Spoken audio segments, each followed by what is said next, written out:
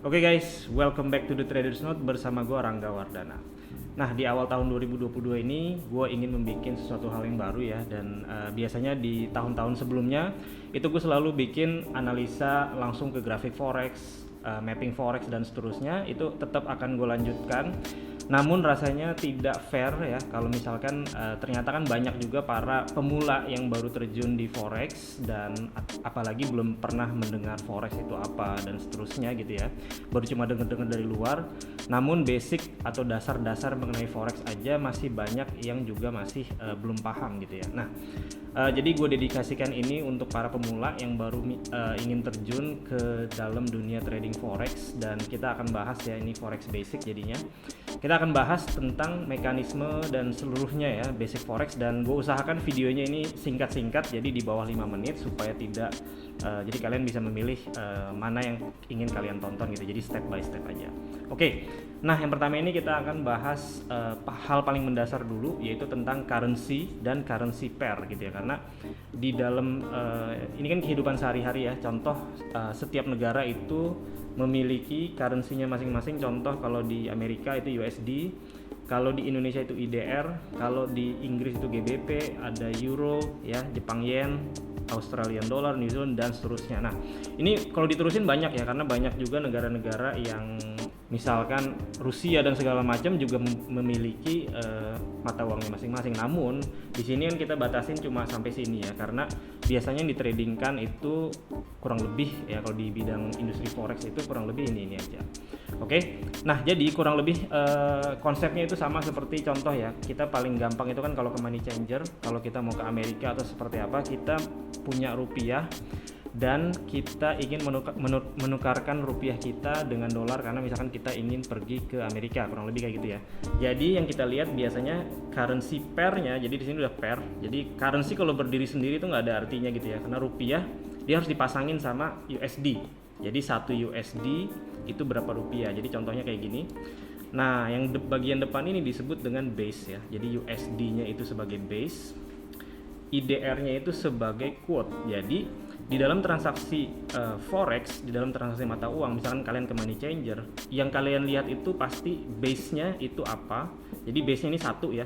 Jadi untuk beli 1 base itu dibutuhkan berapa kuotasinya. Jadi kalau contohnya USD IDR, USD sebagai base-nya, artinya kita kalau ingin beli 1 USD ya, itu kita membutuhkan berapa rupiah. Itulah maksud dari base dan quote.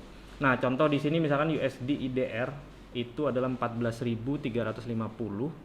Artinya untuk membeli 1 USD ya, 1 base USD membutuhkan kuotasi rupiah sebanyak 14.350. Itu kalau kita ingin membeli USD dengan menggunakan IDR. Nah, kalau dibalik, artinya kalau kalian punyanya USD dan kalian ingin menukar ke rupiah, jadi tentunya yang harus dilakukan adalah kalian menjual US dollar kalian gitu ya. Seperti ke money changer, kalian bawa dolar, kalian jual. Nah, jadi untuk menjual 1 USD kita akan mendapatkan 14.350 rupiah. Kurang lebih dasarnya seperti itu, simpelnya. Jadi transaksi yang namanya mata uang itu bisa beli bisa jual ya, tergantung kita mau transaksinya seperti apa. Nah, ini kalau misalkan ini kan gampang ya, rupiah. Nah, di bidang industri trading forex itu kita trading biasanya kita menggunakan broker ya, karena trading forex itu kan dia ujung-ujungnya sebenarnya adalah trading antar bank, dan broker itu dia nanti akan nempel ke bank, istilahnya bank sebagai liquidity provider, dan broker forex ini yang digunakan sebagai sarana bagi kita untuk trading di forexnya itu gitu ya. Nah, jadi yang paling umum contoh ya adalah major pair. Jadi di sini kita ambil contoh major pair, itu adalah beberapa pair yang utama yang biasanya ditradingkan. Itu ada beberapa, biasanya pasangannya USD. Jadi euro terhadap USD, lalu GBP terhadap USD. Jadi ini udah pair ya.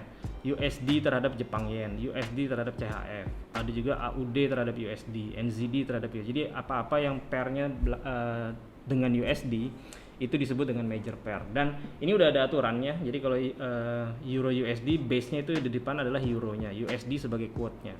Kalau GBP USD seperti ini, kalau USD Jepang Yen justru USD-nya yang di depan. Jadi base-nya adalah USD-nya, sama seperti USD IDR. Jadi contoh begitu ya. Jadi ada yang USD-nya di depan, ada yang USD-nya di belakang. Jadi kita tinggal ikutin aturan mainnya aja. Nah, jadi sebagai contoh, kalau misalkan di currency pair Euro USD, artinya yang base yang mana? Base-nya adalah Euro-nya. Dan yang quote-nya adalah si USD-nya. Kurang lebih kayak gitu ya.